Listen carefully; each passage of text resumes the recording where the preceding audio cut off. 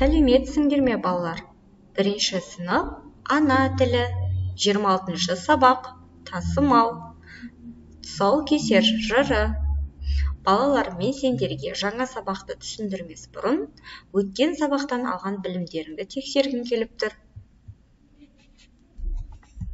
Олай болса, өткен сабақты пысықтау мақсатында әжемнің сырлы оюы шапшаң ойлап тез айт әдісі арқылы өткен сабақтан алған білімдеріңді сынаймын. Олай болса, алдарыңда тұрған яшықтың бірін таңдап, өз біліміңді тексер, сұрақтарға жауап беріп көр. Бірінші сұрақ: дыбыс дегеніміз не? Екінші сұрақ: әріп дегеніміз не? Үшінші сұрақ: буын дегеніміз не? Төртінші сұрақ: Қазақстан сөзін буынға бөл. Бесінші сұрақ: екі буынды сөз айт. Алтыншы сұрақ: қайық сөзін тасымалда. Балалар, бірінші жаттығу өлеңді мәнерлеп оқиық. Тұсаукесер жыры. Қаз-қаз балам, қаз балам, қадамыңды жаз балам, қадамыңа қарайық, басқаныңды санайық.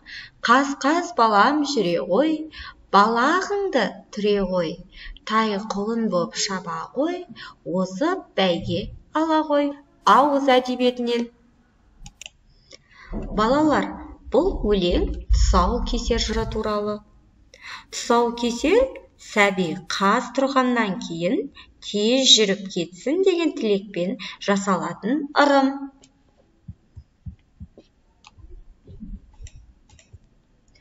Бұл өлеңде сендер балақ сөзін кездестірдіңдер. Балақ шалбардың тізеден төменгі жағы. Өлең неліктен тұсаукесер жыры деп аталған? Себебі бұл өлең тұсаукесер тойында айтылатын, ырымы жасалған кезде айтылатын өлең. Бұл өлеңді қай кезде айтылады? Тұсаукесер ырымын жасағанда айтады. Сенің тұсауыңды кім кескенін білесің бе? Екінші жаттығу: екі қатардағы буындардан сөз құрап айт. Үшінші жаттығу: өлеңді көшіріп жаз. Қарамен берілген сөздерді қалай тасымалданатынын айт.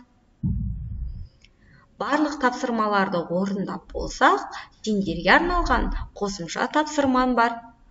Бастырып жазып, көшіріп, көркем етіп дәптерімізге жазамыз. Бүгінге сабағымыз аяқталды. Келесі сабақта кездескенше сау болыңдар.